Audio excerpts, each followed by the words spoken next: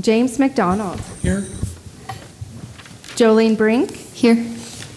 Kathy Bickenhauser.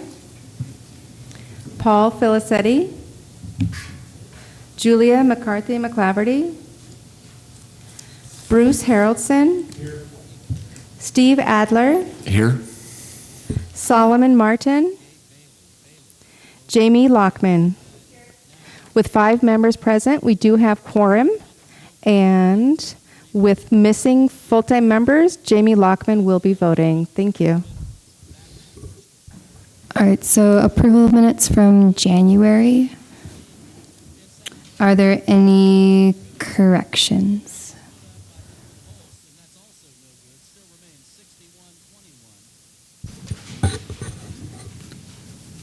I move the minutes be approved.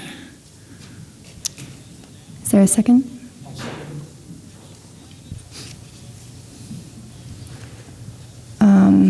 Jim, could you help me know what to do next?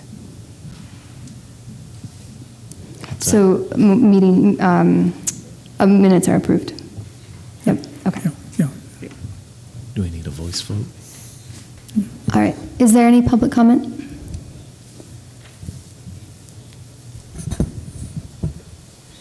All right. No public comment. So what we'll do, moving on to new business, starting with a special presentation with Nick Jakota. And Emmy, can you introduce this? Sure. So some of you may have noticed that there's been some scaffolding or plywood in front of the Wilma, and we reached out to Nick Jakota to see what was going on. And basically it was an exact replacement of the front windows on the south side of the facade. It's the east-facing facade. If it is just a direct replacement, it doesn't trigger a building permit, which thus doesn't trigger a historic preservation permit. But there's also some alterations going on the inside, which we know we don't have jurisdiction over, but I invited Mr. Jakota to just come up and explain what they're planning on and what they're doing, just informational only, just to give us an update as to the alterations to the Wilma.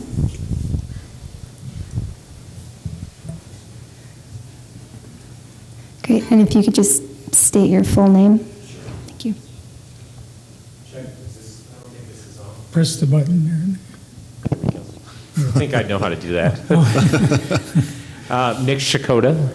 I'm the owner of Logjam Presents and own the Wilma Theater and Top Hat and Kettle House Amphitheater as well.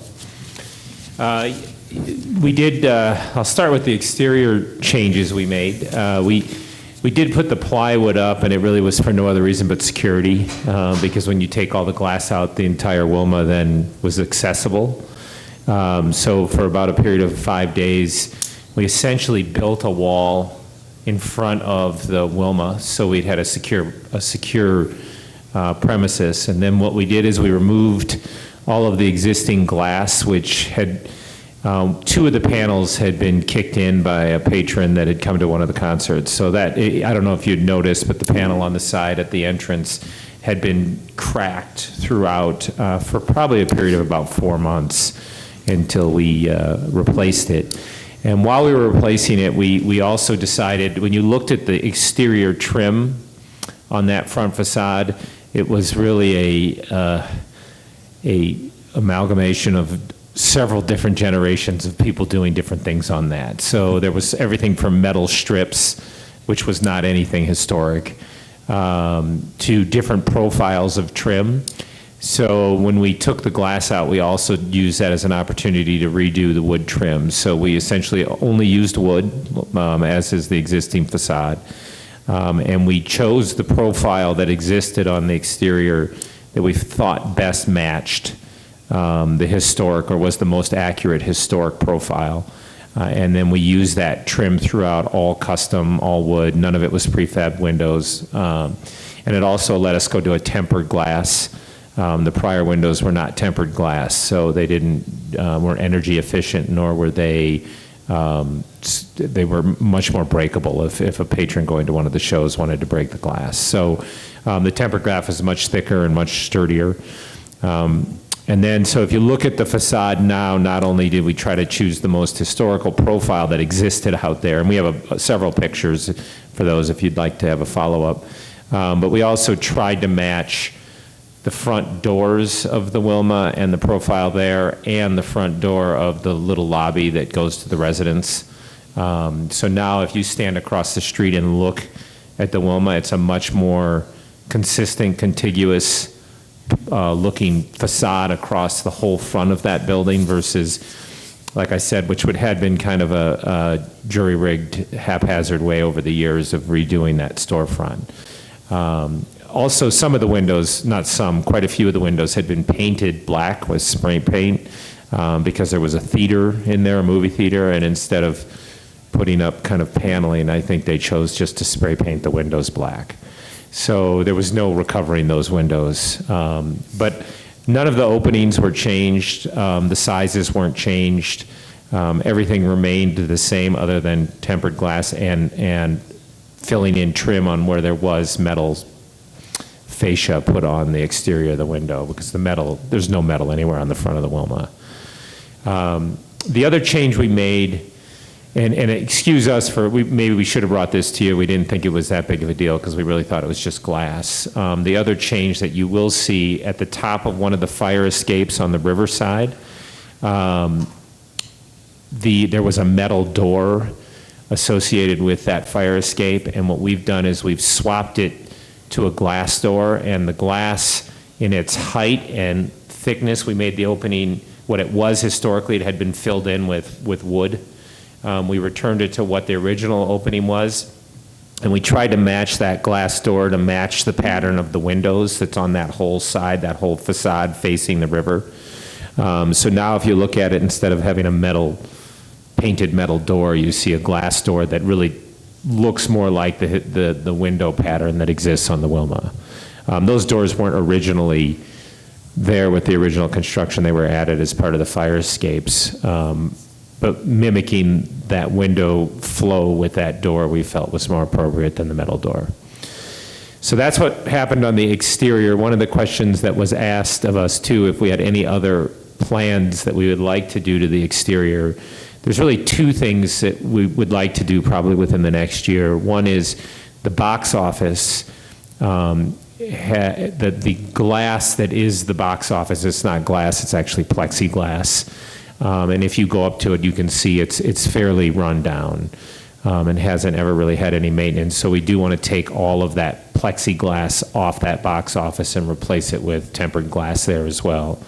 And then on the back side of the Wilma, and I don't know if this is covered under the designation or not, but anyway, the back side of the Wilma has a lot of old, abandoned, when we did the remodel, we abandoned all the conduit and utilities that are on the back of the building. One of those had to remain because it's hooked to the elevator. We're going to redo that, and then we want to take all that conduit off the back of the building and probably paint that facade. It's a concrete, the building's a poured-in-place concrete building. And so if you look at it, it's concrete, and it's several different colors of paint over the years. What we'd like to do is just paint it a consistent color, probably matching the riverside color that was chose. That it's kind of a beige, and just clean up that back facade. It is fairly messy. And then at some point, the last project, I don't know if we'll do this right away because it's a more extensive project, that fire escape that's on the backside does not meet code.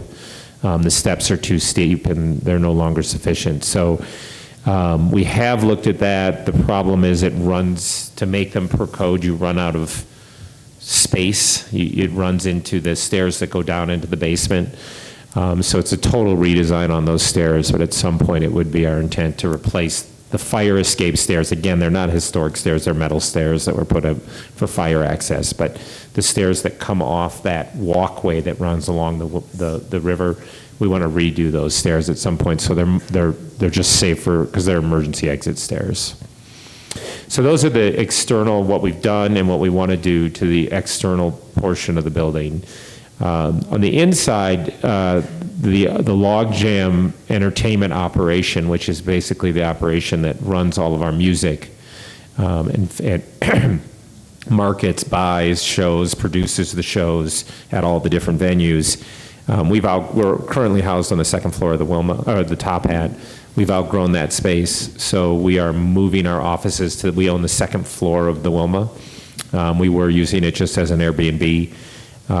We were moving our offices over there and connecting them to the old Wilma Theater, where we just put the new glass in and making that one office unit.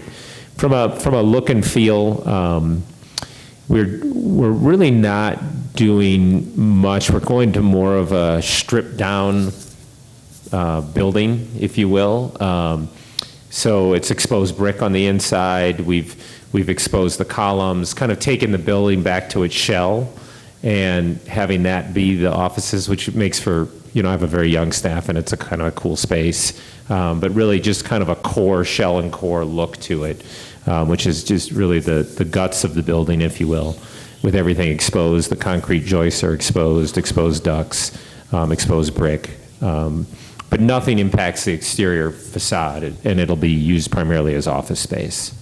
The downstairs space will double up as an event space for pre-concert functions, post-concert functions, kind of a meet and greet for the artists if they want to do that kind of thing, or VIP space for groups that want to go and that want to have a private party before a show.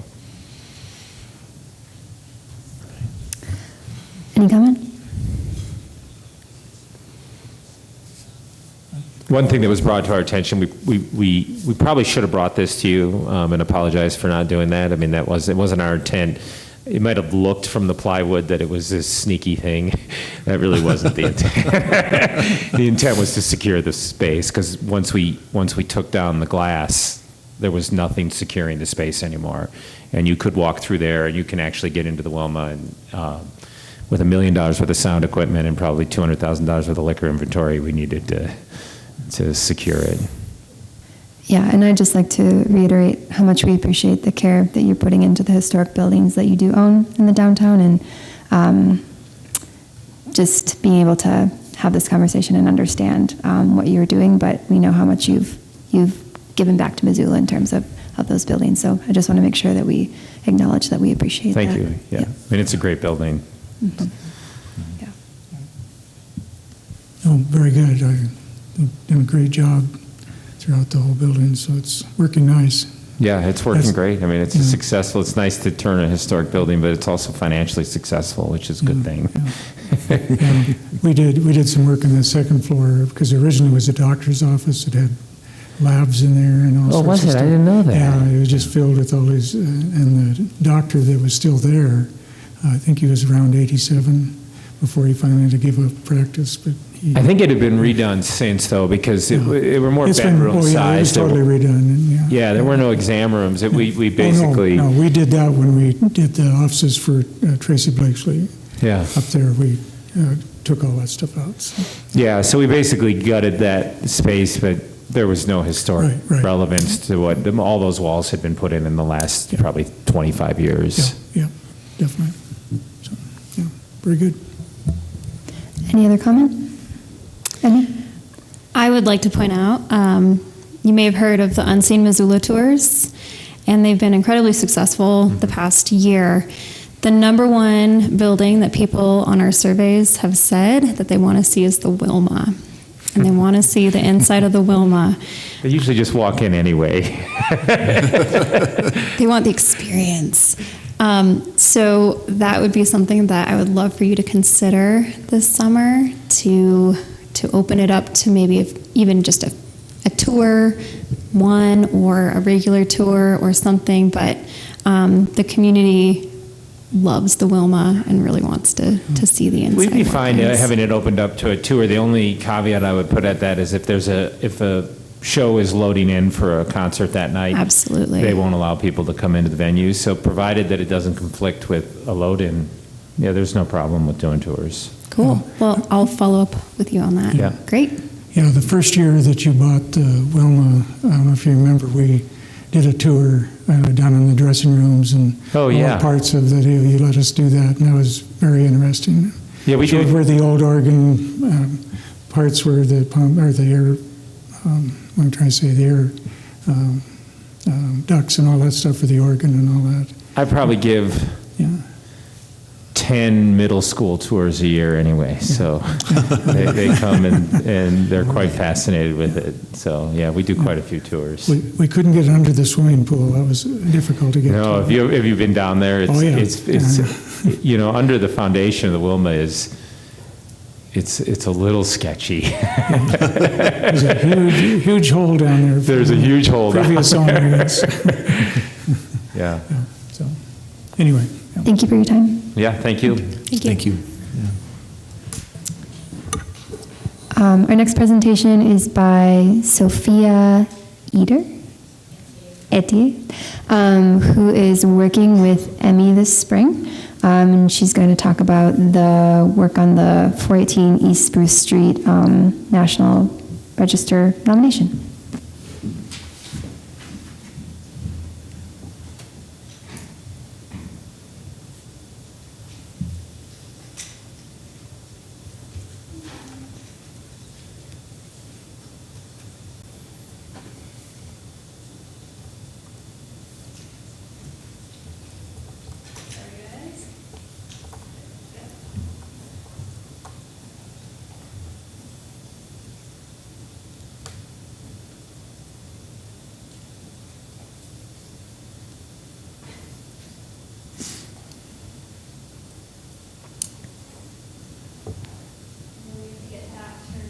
Oh, just of the little star. The what? There's a styrofoam lid on the front of the projector. That's technology. It's a little fuzzy.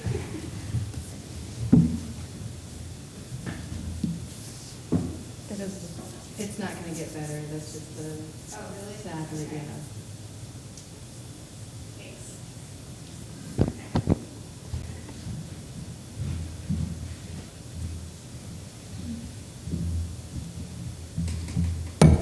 So I'll also introduce Sophia.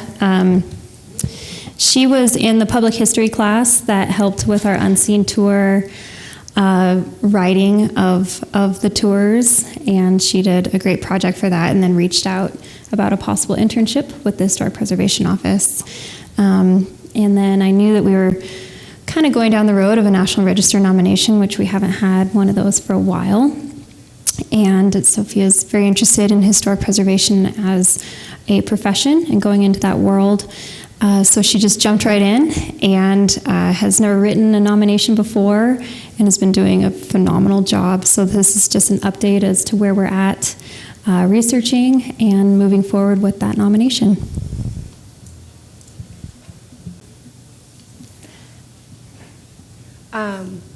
So initially this is quite an undertaking to get everything collected and ensure that the nomination will be eligible through SHIPO, with the State Historic Preservation Office, and through the Department of the Interior later on. But this house is very, very significant at the local level to Missoula. Henry Partole lived and constructed this house. He purchased the property in November of 1898 after the Higgins block was dissected after Higgins' death in, I believe, 1893. So this house is quite old, and having stonemason the two stone buildings at the university, he definitely left his mark on Missoula as a very beloved landmark by alumni and people visiting the college. It's very recognizable in Missoula. So the first step in this process was the lot and deed research, which was conducted at the county courthouse to establish initial ownership. The lots 15 through 17 and the fractional part of 18 on which 418 sits was part of the purchase made by Henry in 1898, along with 13 and 14. The deeds were held in the Partole name from 1898 until 1985 when his son Albert passed away, and it was passed to his grandchildren Lena, his sister Albert's sister Lena's, her children Elizabeth Joe Johnson and Thomas Fleming. So, and essentially through documentation, the Partols held the house for roughly 92 years. We did, in the process of filling out and collecting information on the house, we were lucky enough and able to go into the house. As you can see by pictures on the board, it is very intact from when it was constructed. We think it was roughly constructed through the deeds between 1899 and 1900. As you can see, it is very indicative of a national style house. The gable front and wing, very kept in good condition of the original construction. No additions or restorations were found to have been done except for Henry himself. When the next step in the process was the ancestry, the documentation research, basically establishing the fact that Henry and his family did live in the house at the time, of his significance, which is met under criterion B of the National Registry. As you can see on the 1900 federal census under the highlighted portion, Henry is listed as a boarder at this house, but since he was a single person, it would make sense that, he lived in the house with other people for, economic reasons and financial reasons. On the 1901 Polk Directory, you can see him listed as a boarder, as a stonemason. These are continually to be supported through his death in 1945, of him living at the house, being, known as a stonemason at the house. So it's very clear that this was his Missoula home and no other, that, while he was making his presence known in the city and, making it what we know today, that this was where he resided. There was an interesting thing that came up. He was married in, I believe, 1902 to a woman from Minnesota, which we found on the ancestry research. And they had 2 children, 1904 and 1905. As indicated in the Polk Directory and on the federal censuses, since he did initially purchase lots 13 through 20 on Higgins Addition Block Q, which 418 sits, he, between 1905 and 1907, moved into the house next door. The house next door was a little bit smaller, but he transitioned the deed from 418 from his name into his wife's name, so the house still stayed in the family. It is again assumed that it was for financial reasons, that you're supporting a family in one household, you're a stonemason, which was not the most profitable job at the time. You can still have an income from renters. So it's basically 1905 through 1907, which is the change of the Polk directories, until 1920, as seen on the deed that is sold to Alfred and Lily West on the left of November 5th, 1920. That is when they leave 412 and go back permanently to 418. Essentially, as we will include in the historical narrative, it's due to a growing family that they moved next door, but they still maintain the property of 418. It was just an interesting find in the research process to see that they held all property lots, but continued to maintain the house and oversee the house, which is important because it continues with the person of significance, which is Henry, and the time period, which is his life through his son's life. Also, a necessary resource to look through would be the Sanborn maps to support the importance of the national style house. As you can see, the 1902, the 1912, and the 1921 Sanborn maps, it was built in stages, which is very indicative of the national style house. As we found, there were additions, but they were proven to be through Henry's lifetime and while he was working on the house, and the only major additions at all were historic to the house.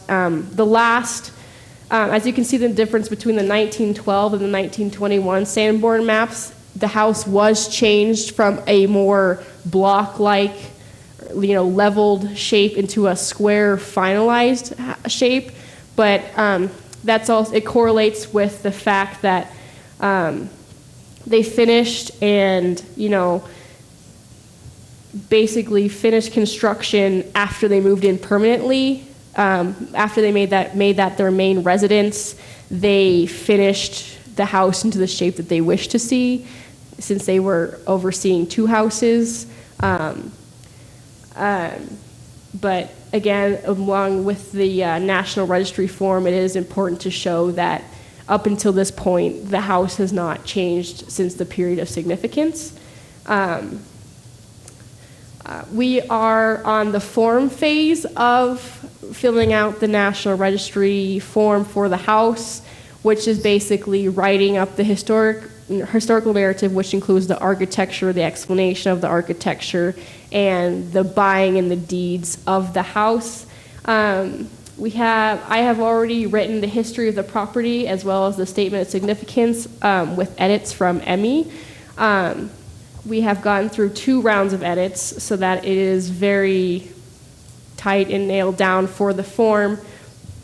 We are in the process of writing the historical narrative to be filled out and sent to SHIPO, but it's a longer piece of writing, so it'll take a little bit longer, but it should be sent out in the very near future. To this point, I believe that we have had a great collection of information and documentation on the house. You can really show that this house is well over 100 years old. It's been in Missoula since its its formation and its transformation. It grew along with the city as well as Henry's family. Under criterion B, which is the significant person, we are including Henry's son Albert because he was a very prominent historian writing on the intermountain fur trade of the valley and up through to the Flathead Valley. He also was very influential in the Missoula Public Library, as well as sitting as the chairman of the board for the library for a very long time. So we, while filling out the form, are making sure to mention that this was a very Missoula family. This was a very significant residence because it allowed the man who basically shaped the skyline of what we see in Missoula. I mean, you visit Missoula, you immediately know University Hall.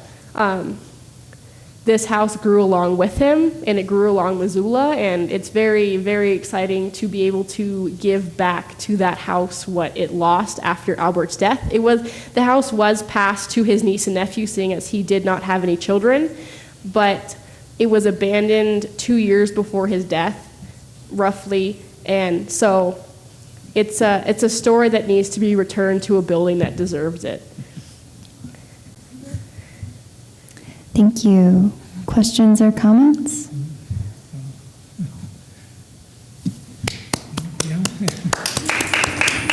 No, it's great. Thank you. Great research.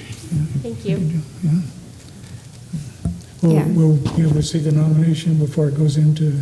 Yeah, we'll give you guys updates. We've done mainly the ancestry heritage part. We haven't moved into the architecture part yet, but Sophia's been incredibly thorough, and it's been really, really cool project. So Thank you. thank you. Yeah, thank you so much. Thank you.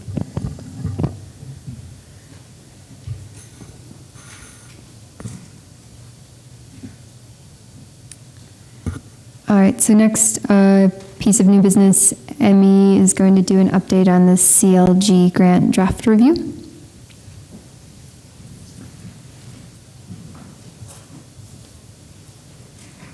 Do you need your other? Yeah, we're on the same thumb drive. Okay.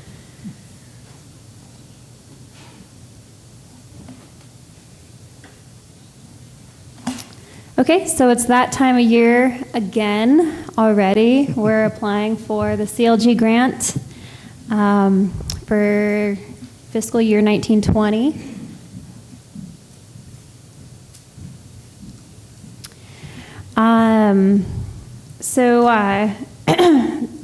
This year it's the same process, same everything, and we're all aware of our CLG status with SHIPO, Certified Local Government, so we get our funding as a CLG from the State Historic Preservation Office, and they allocate funding to 16 communities in Montana, so we're one CLG of 16, and that comes from the Department of Interior through historic preservation funding that way. This year, the state is allocating $81,781 to CLGs, and that's about $2,000 more than last year, which is interesting. I'm not sure why, but it's a good thing. Another thing, last year they were stressing public outreach, and they're doing the same this year. So please continue to your outreach programs and develop new ones that involve all ages in your community. Consider hosting community roundtable to announce progress, events, and awards for your local historical and cultural groups, local government officials, and the public. So that's kind of what we focused on last year, and that's what we're going to be focusing on again this year. It's the same schedule, although last year the announcement of funds came December 15th, and this year the announcement came on January 8th. So we have a quick turnaround for this grant application process. We lost about 3 weeks of processing this application and doing the budget and getting it turned over. I think that was because of the government shutdown. So I'm moving as fast as I possibly can in getting this to you guys, and then it's due next Wednesday. So we're moving quickly here. It is a 12-month funding cycle that begins in April. So SHIPO, the state, is on a different fiscal year than the city. Our fiscal year is July. We hopefully will get the funding that we're asking for. We'll have it signed by March, and then it will begin in April. September is the midpoint, and October is when we have the progress report for what we're doing. And then the funding cycle ends next March, and then April it starts again. The components of the application have not changed. So the application is just contact information, scope of work, which is kind of that big writing piece that I'm working on, the budget table, sources of revenue, and then the signed CLG form, which is signed by the mayor, the chair, and myself. And then a list of current CLG commissioners. We do have some changes, so that's something to report on. Our preservation plan, which the state does have on file, so we don't need to resubmit that. And then our tax ID number. So for 2019, I haven't changed a lot since 2018. For the Historic Preservation Officer, and that's basically a lot of what they're basing it off is the HPO work, since you have to have an HPO in order to have a CLG. You also have to have an HPC. But one of the main questions for the scope of work is, what is the HPO, who's a fully funded position, going to be doing for that year? So the work plan, same as last year's: education, programming, identification, documentation, and then ordinance and code updates. Code updates is something that I added for this year. Just because we're going to be working hopefully outside of our ordinance. Last year we did the demo update, and this year I want to focus more on that adaptive reuse incentives and neighborhood character overlay and creating incentive for that.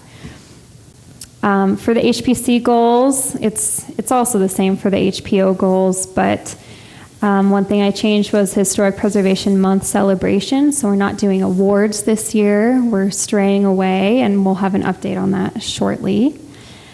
Creative new programming, such as legacy businesses, and we'll talk about that later too. One thing I would really like to see, and we had this on our priorities last year, is to update the Historic Preservation Plan and or create a new strategic plan. Our preservation plan hasn't been updated since its inception, which was 1990. And I think it would be really healthy for us to dig back into that and start that process. The downtown heritage planning has really taken off. We have the Unseen Missoula. Now we have the downtown heritage master plan, which we got funding for earlier this year. And then the downtown master plan update 2, which seems to be calling out historic preservation as a major tenet of that. So that's something we should be focused on as well. Working on partnerships and presenting to City Council. Our new president, Jolene Brink, has brought that up, that's something that we should focus on is reaching out and giving updates to our government officials as to what we're doing. The NCH overlay, which hopefully we'll get going soon here, which is different than our ordinance, so it's in the city code, and that incentivizing adaptive reuse. With that would be creating a local register of historic places, which we don't have yet, and that's something that the downtown master plan is also calling for, that we should start working on that. And then our new National Register listing, 418 Spruce, which we just got an update on that. So those are what I put down for our major goals and priorities for 2019. As far as the budget, we still have the same budget as last year, which is $7,627. One change is under supplies, materials, so postage, printing, travel. We scraped off money from those 3 things because we weren't using it historically, putting it into a sort of bank account for professional services. So we scraped off about $1,500 to keep in this bank account. So that we can now hire, once we have enough, consultants to come in and update our surveys for our historic districts in order to get teeth in our ordinance and to have preservation of contributing buildings. We really have to keep up on updating our surveys. Our surveys are at least 20 years old, if not 30 years old, so we need to update those before we can start putting in contributing buildings as being protected. So my thought was we'd start building this bank account so we'd have enough money to pay for a consultant to come in and update these surveys. So we have about 10 surveys we need to update. It's a big job. I'd say it's at least $4,000 a survey. Right now, with that scraping of the other things, we have $2,650 in our bank account to work off of this year, and to keep that growing for potentially hiring consultants for our surveys. So that's where we're at with our CLG application. Thanks. Comments? Yep. Just in terms of the survey work, when was the last time that we contacted Mike Monsos? And I don't know, I haven't talked to him in a while, but every year there he had some of his students they were kind of doing survey work, and I know it was going at a pretty slow pace. I'm just wondering if there's still a historic preservation class at the university, and if that's still a possibility that we could tap those resources. Yeah, so there is still a preservation class. And last I talked to Mike was when that class was going, which I think was last spring. Class. And it sounds like they were mainly working on doing surveying for slant streets for the potential of a new district. And they hadn't worked on previous districts or updating those. So it'd be shifting from that new district to previous, districts, There were no students this year, so there's no class this year. But and last year was 4 students had to take the class. They normally have to have 10 students before they have the class, but last year was only 4 students, and but they had to do that in order to graduate. So they made a special exception, and they didn't work on the slant street at all. So I don't think it's been worked on for at least 4 years.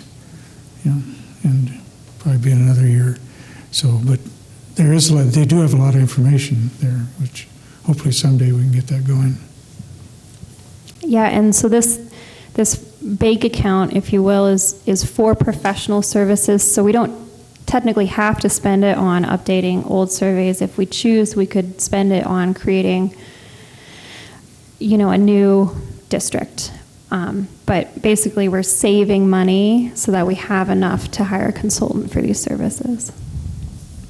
And I should just mention that well, we did the original survey back in the 80s, and we did Bozeman right after that, and they are now updating their original survey because we had a cutoff date back in the 1980s of, I think it was 40 years we did rather than 50, and there were a lot of non-contributing buildings that are now eligible, so they're going to update their survey from that point for those buildings, and they already sent an RFP for that, so they're progressing on that right now. Great. So we could kind of see what they're doing and how they're doing it. Okay, that's good to know. All right. Anyone else? All right. Thank you. All right. Can I ask, I'm sorry, may I ask another question? As far as our hours, can we put in the hours for our participation in the downtown master? Yes. Okay. Absolutely. Okay. And then what was the date that we visited the administration building? I lost that one totally. Pardon? November 2nd. Was it that far back? Okay, so that was before. Must not have got that on there. Okay. Great. And just, so if you need some more time, if you guys could just get that to me by Friday. And I have your physical sheets. Well, I passed them out. If you need to take them home, or I can collect them, but just by Friday would be great when we have everything tallied. So. All right. So next, education and public awareness. We have a May event subcommittee that's been meeting and thinking a lot about how to, instead of doing awards this year, putting together more of an event that would kind of engage people in a different way. And Jim, you mentioned that you could give an update on what we've been doing. Really quickly, Yep. The preservation plan. Oh, sorry. Nope, not a problem. I just wanted to point out, just going off of the CLG presentation, that Jamie, not to call you out, mentioned the need for a new plan, and I was just going to pass out our original 1990 plan here, and then everything that's been done since then, and just we can start thinking about if we want to create a subcommittee to work on this plan and integrate a new strategic plan. So that's it. Thank you. Yeah, Jim, do you want to give an update? The committee has met twice now on the 16th and the 30th of January, and have come up with some pretty good ideas for May. We are going to have more of a preservation celebration on the first Thursday in May, which will be this meeting, but we'll have more of a celebration. What we're looking at is having the fairgrounds, possibly use the fairgrounds out there for both an indoor and outdoor celebration where we can get a lot of people. And one of the main purpose of it is not only to bring in the community, but to try and get all our elected officials to this celebration too. So I've been working with, or trying to work, we can't seem to quite meet with Dale Bickle to see how the city can be more involved in this celebration, and the mayor and everybody. So that's what we're working with right now. But we're also looking for a main speaker. I met with Preserve Historic Missoula, and they suggested that we bring in either Barb Paul, who's the nationwide preservation services coordinator for the National Trust for Historic Preservation, and she lives in Denver, and she's Montanan. Her husband's in Montana, the Paul family. They were architects in Great Falls, and anyway, we're hoping, but she's been traveling so much. She did get back to me, but she says, I'll have to figure out whether I can do it or I'll bring in somebody else that maybe we can do it. So, and she felt that, they could hopefully pay for some of it. And then the other thing that is happening the next day after our celebration is the Montana Preservation Alliance is having a retreat in Augusta for their program that we're doing up there, and she said she might want to be involved in that too. So it maybe all work out where we can bring in somebody or her, whoever. Jenny Budenberg, who used to come here all the time on a regular basis, she has moved on to the Preservation Colorado as a planner for Preservation Colorado, so she's no longer involved in the trust. But anyway, so we're working on that. We are planning on 3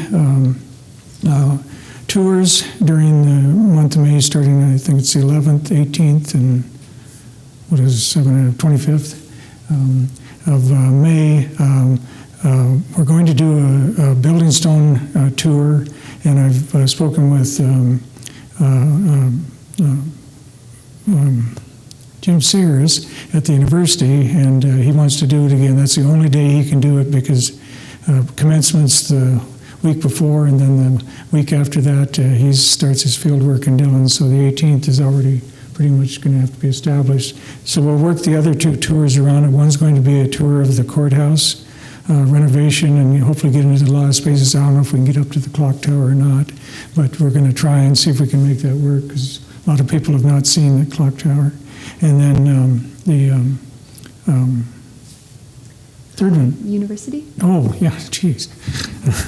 Yeah, which I'm working on right now. University neighborhood tour. When I was teaching the model class this fall, we got a lot of requests from the 45 people who are in there. They want to do more tours, and one of the areas, of course, a lot of those people were from that area, but they want to do more tours and talk about the styles in the university, and we can expand that a little bit. So that's the other tour. So we're working out which other 2 days that we can get those going. We're putting up the banners again this year. We didn't do it last year, but we were able to get the hip strip for the month of May. There's 14 banner locations on the hip strip there, and we thought that'd be a good area this year. Before, we've always ended up at the other end at Higgins, and we thought that'd be good to do. We tried to get the bridge again, but with the Wildlife Film Festival and all the other activities, the bridge and clear to Broadway is pretty much taken up every year by those celebrations. So we still have the 24 banners. 2 of them, after they've blown down and were run over by a police car and a few things like that, a couple of them are in too good a shape, but we've got 14 of pretty nice ones, and we might even put the Merc one up again just for the heck of it. So that's all going ahead. We have another meeting. Hopefully we'll have a lot more information on the 20th here, another committee meeting, and finalize some of these things and get set up so we can start advertising and make this all work. So I think that's pretty much. Is there anything else? Yeah. So, Emmy, could you maybe talk about the legacy businesses piece of that? Oh, yeah.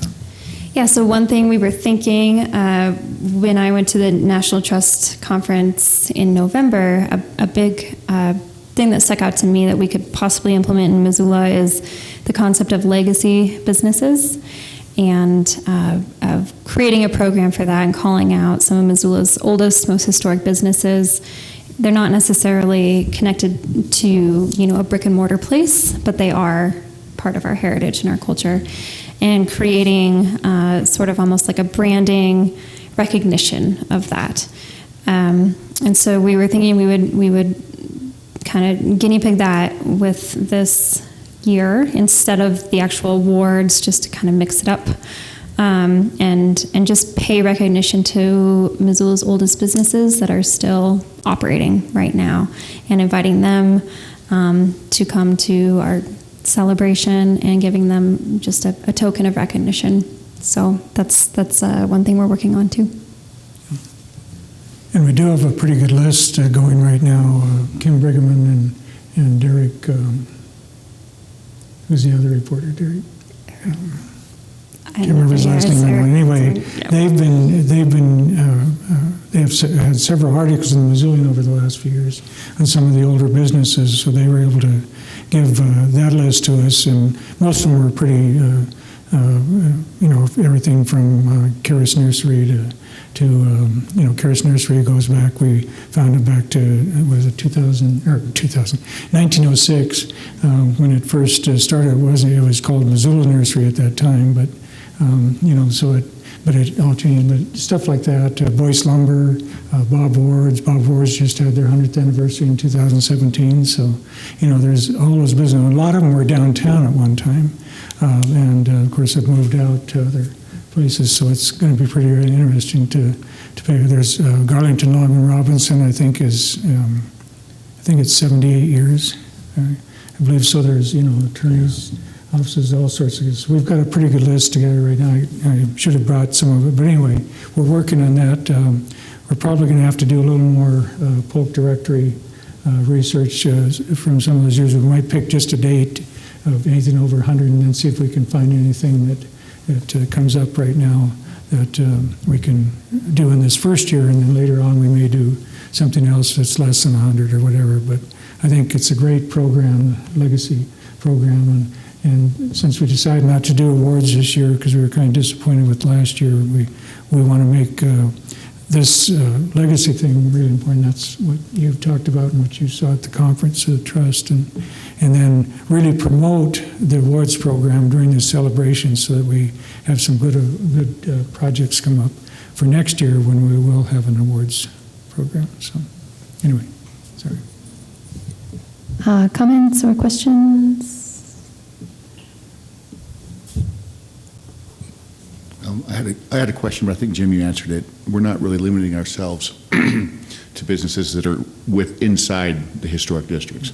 It's just Missoula businesses that may or may not have been in the historic district at one time, but have obviously been around for, is it 50 years or more, or do we have a cutoff? We're going to have to try and limit it maybe to maybe like businesses over 100 years, because if we try and do 50, we're going to have maybe 40 businesses, and we're only going to pick 10 to honor or whatever. That's going to be a hard one. So I think we'll have to, once we get kind of a list together, I think then we can kind of establish, and because we were talking about maybe doing 10 at a time or something like that. So if we have over 100 or something, and there's 10 of them, we can do that, and then we can lessen it to 90 or 80 or something. But yeah, it's all Missoula, and some of the even the Hamilton. Well, it was the lumber mill where Southgate Mall is. There's still people involved in that and doing some of the lumber work and buying, but of course the business isn't there anymore, but there's still people involved in that type of business, just doing stuff on their own. So there's stuff like that we're looking at, but we're going to have to do a little more research before we get down there. So, yeah.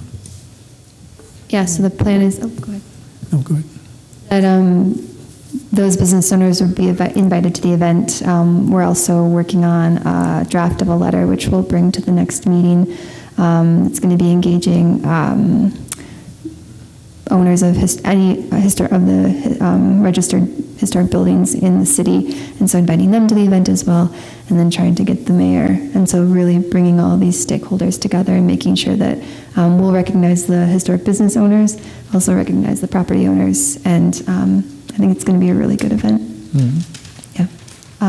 What were you going to say, Jim? I was just going to ask if you could help us with the stone, Solomon, if you could help us with the stone tour. Absolutely. Be the 18th of May. If you didn't notice, my radar just went off, and yeah.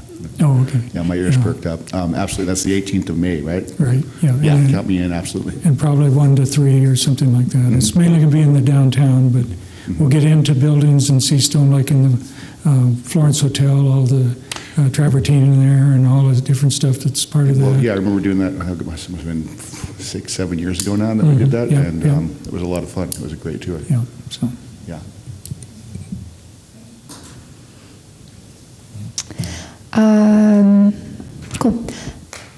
Preserve, Historic Missoula. Not tonight. All right, so HPO staff report. All right.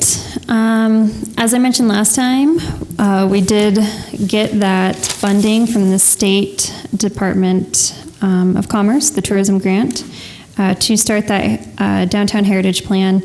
And a small steering group has been put together, and we'll be meeting actually tomorrow to begin that process. So tomorrow will be the first meeting to start that off. The Lalonde Ranch is coming along. Jamie has volunteered and been a part of that as well. So has Jim. I mentioned this last time as well, but County Commissioner Dave Strohmeyer is interested in adapting the ranch into a visitors information event space heritage site park for the county. And a pretty large steering committee, actually including Steve, has been established for that. It's a lot of movers and shakers in that room, which is great. And it sounds like Commissioner Strohmeyer will tentatively be pitching the idea to the county commissioners on March 14th, which is a public meeting. If anyone wants to go and attend, I plan on attending. In the meantime, the steering group will be meeting with BLM staff regarding the management of Garnet Ghost Town and explaining how they deal with their accessibility maintenance issues. And that'll be February 22nd at 9. And again, Steve has volunteered to be kind of a representative to HPC for that. And I thank you for that. So thanks for coming to those meetings. The bylaws, we just got them back from the city attorney yesterday. So I haven't reviewed his comments yet. It was 3 pages of comments, so it's going to take a little time. But that was all as our bylaws apply to state law. Before they're implemented, of course, they'll come back to the HPC, and you guys will have the final say, as you guys will be the one implementing them into code. The Moon Randolph Homestead, I met with the caretakers on January 31st, and we decided to host another historic preservation intern this summer. This intern will focus primarily on archiving, curating, and documenting. There's a whole building full of old documents and relics that haven't been organized or put up for interpretation. So we thought it'd be great to have a intern out there. And there are at least 2 grad students who made that their major thesis project in the past. So there's a lot of work that's been done. It's just kind of sitting stagnant. So continuing that work of documentation and getting that out to the public. And the steering committee for that will be meeting tomorrow at 8:30 at Burn Street Bistro. If anyone is interested in being an HPC rep for the Moon Randolph steering committee, you are welcome. Please let me know. The downtown master plan, the week of January 14th, the MDA hosted a number of public outreach events. I met with consultants with Alan Newell and Jimmy Grant for the Heritage Plan to try and integrate those into a joint effort. So integrating our downtown heritage plan within the downtown master plan and vice versa, so that we're on the same page moving forward. They will be separate plans, but just knowing that we're both planning together at the same time. I'm also serving on the technical committee for that process for the downtown master plan. It sounds like, hopefully, fingers crossed, historic preservation seems to be a pretty strong tenet this round. Maybe a little bit unlike last round. So, did anyone go to any of those events that week or have anything to say, or you two did? What were your impressions, if I can ask? It was a good process. It was a process. There were all sorts of ideas flying around, including one that was to put an off-ramp so that it would connect with Higgins Street right through the Northern Pacific or over the top. So that was kind of interesting. And so it was just sort of those kind of wild things that people were throwing around. But there was a great turnout. Yeah. And that was really exciting to see. Yeah. Well, I think the best thing, it was Jason who gave the final presentation, is that right? What was interesting, a third of his final presentation was on historic preservation and how we need to have a local preservation registry. Now we need to have different design guidelines or guidelines, I guess, on particular areas like the downtown, the residential neighborhood, the commercial neighborhood, those sorts of things. But I think what was really fascinating is when you looked at all the comments, historic preservation got the highest comments of anybody in that whole thing. And I was hoping he'd let people vote on that one, but he didn't. He left that one out. They voted on some of the other plans, like the new huge building in Caras Park and the northern across on the north side there, on the other side of the tracks. Essentially, they were talking about putting the tracks underground and being able to just go straight across into the north side there and have big developments and stuff. Kind of like what Denver's done and some of the big cities. I don't know if it's feasible here, but anyway, but a lot of protection, I think, for historic structures, and at least, and that may be one of the people we might see if we can get to come and talk about preservation, because they've done a lot of, this team has done a lot of work in many cities, and historic preservation has always been their biggest thing, so, in their downtown. So I think it was positive in some ways, some of the ideas. It's kind of interesting, the one, can't remember his name, and Dobbs, is it the retail consultant? Bob, I don't remember. Yeah, I'm sorry, I can't remember all the names now, but anyway, he was talking, well, you need 15 more restaurants downtown that can support that. Then we have 3 of them that are probably not going to be here by spring, so, I don't know how that all works, so it's just unfortunate, and, I don't know what all that means, and we need a big box store like Target or World Grocery, what is it, whatever the World Grocery or whatever that's called, I can't remember. Anyway, stuff like that. You need one of those back downtown again. And he did say you made a big mistake not keeping the Merc and keeping it going some way, whether it was, the Bon Marché or whoever, but, that didn't happen. But anyway, it was pretty positive for historic preservation, I thought. So. Yeah. One of my big takeaways was they had an open house at the public house all week, and as members of the public, you could go and put stickers on your top priority. At least when I was there, historic preservation had by far the most stickers from the public, which was really powerful and really cool to see. So, okay, so moving on, there's the Fort Missoula Hospital. There was recently an article in the Missoula Current. It's currently for sale. It used to house the Western Montana Mental Health offices. It is within the Fort Missoula Historic Overlay. That's one thing that the article didn't mention, is that within the overlay, it's our only historic overlay in Missoula. It does treat the hospital as an individually listed building. So it does have to go through the entirety of the historic preservation permit process for any alterations on the exterior, as well as demolition, and we have our new demolition ordinance. So if someone were to try to raise it, they would have to go through that process as well. The parcel is zoned OP3, which is open space land, so it's parkland with that NCHFM overlay, so that neighborhood character historic preservation overlay, which only allows for PUDs, which are planned unit developments, medical offices, or community residential facilities serving 8 or fewer residences. So the zoning is pretty prohibitive. One thing that we're talking about is, whether we want to potentially open up that zoning for office nonprofit use. Offices, nonprofits are less intense on buildings than medical offices usually when it comes to alterations, so that's something to consider. So that's something that might be crossing our path in the future and things to think about. The NCH overlay, which I've talked about the past 2 meetings, is a little stalled just because there's been this other stuff in the meantime, and especially the CLG grant quick turnaround, and then the bylaws. But that is still on the docket, and everyone in city planning is on board and ready to get that going. So we have a thumbs up to get that written.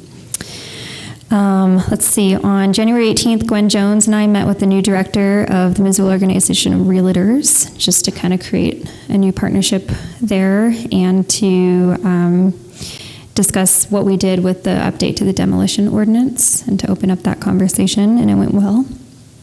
I've been working with Paul Filstetti and the cemetery board, still creating an RFQ for a new master plan for them, which does include nominating the cemetery as a historic district.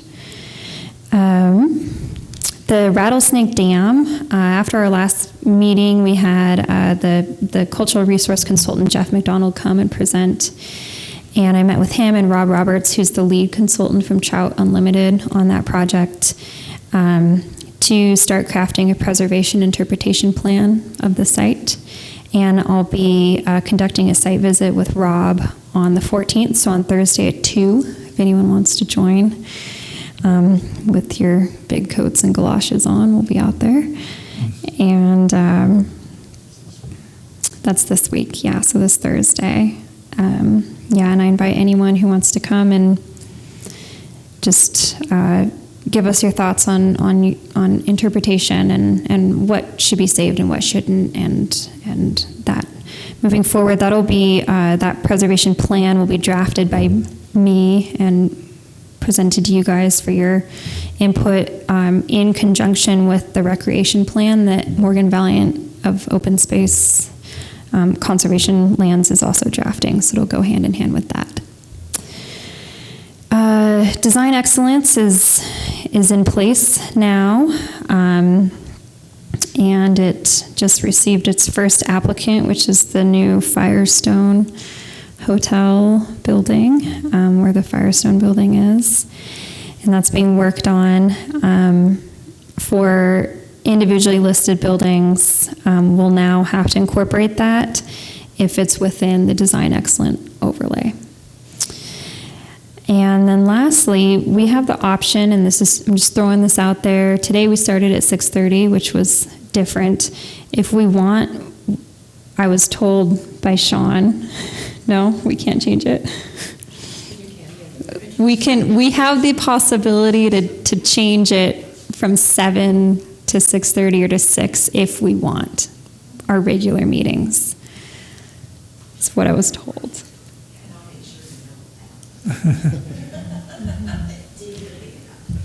So we can think about that for now. If 6 would be better, 6:30, or if we want to keep it at 7, that's fine too.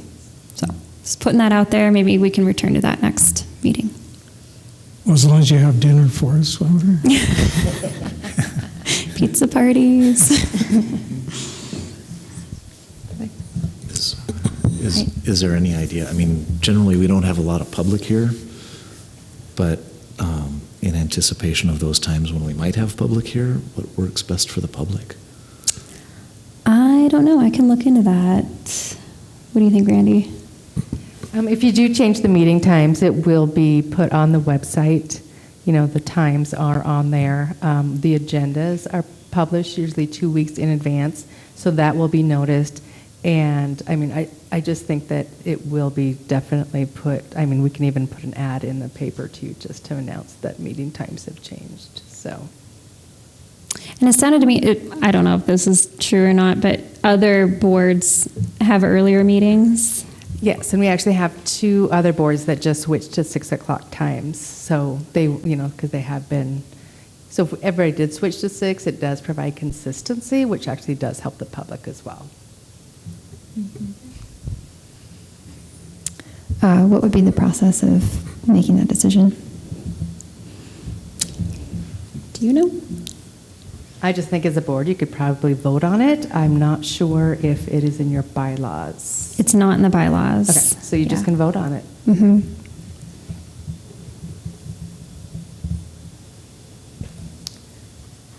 We can think about it. We'll bring it up in the I next think we better meeting. think about maybe for the next meeting, yeah, I'm not sure. Yeah, But sounds it good. will be still on Thursdays after this, right? Yeah, Yes, we it's more just Yeah. if we want it to be earlier. Mm-hmm. Emmy, could you maybe send an email around just asking that question very simply to the rest of the board, and then we can all just kind of Yeah, get our comments back to you, and Yep. that'll be easy for next month. sure. Absolutely. All right, any other comments on Emmy's report? Steve? I got a call last week from somebody who lives on Pine Street, and they said that they heard that city planning or city engineering, it was kind of vague, evidently it came from a neighborhood meeting, was planning on either altering or doing away with the median down Pine Street. And so I was wondering if anybody had heard anything about that. I was caught flat-footed. I had no idea. So I don't know if that's really something happening or a rumor or what. So thought I'd just mention it and say if you hear something, please holler. I'll look into that too. I haven't heard anything. Thanks for bringing us to our attention. I had a question about the Fort Missoula Hospital. Now, and Steve or James, you might be able to have a better memory than I am. Is this the same building that was brought to our attention here a number of years ago? They were thinking about getting some access elevators and had kind of put together a proposal, but they never really applied for a permit, in my recollection. Is that right? That is the building, That's the yeah. same building? Where they went through kind of the two options on the big addition. Yeah, that's the building. Okay. So they never did follow through with those plans, and now they're selling the building? Yeah, after our contentious meeting, if you remember, with the Yeah, I remember. neighborhood group, the county commissioners pulled the project and asked them to find another building downtown for the alcohol rehabilitation center that they're putting in there. So that's why mental health is selling now. They've moved all their facilities to other areas. So, yeah, so. All right. Yeah. All right. And the realtors are aware of all the requirements. Dan Hall has been meeting with them, talking about everything out there, and so they're aware of all this. So they're part of their advertising is that it will need to go before any work going on. It will need to go before this board and things like that. So anyway, I did get to go through the building. I haven't been there in years, and they did get that roof fixed, and even though there's still a lot of damage on the inside from all the water, the roof is fixed. It's got the nice tile on it. They were able to get tile from St. Louis or somewhere. They ordered, someone bought it, and there's still a bunch left under the back balcony there. So they've kept it up pretty good, and the first floor is really in good condition, and so it's amazing. So hopefully somebody will be able to purchase it and do something great. So, Do you think it's safe to say that it's not a distressed building in terms of damage? It's just more of aesthetic kind of updating and remodeling? yeah. Yeah.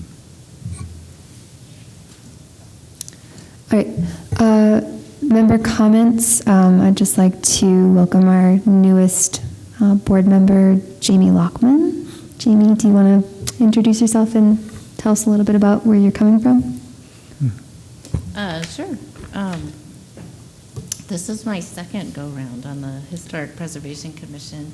I was on, I think it was about 2006 through 2008, and I was the Missoula Redevelopment Agency liaison between MRA and HBC, and I had a great experience. I was working for HRA at that time as a research archaeologist, and actually took Jim's class at one point and participated in the historic downtown survey, focusing down by the river and Hattie. That was kind of our area in Front Street, East Front Street.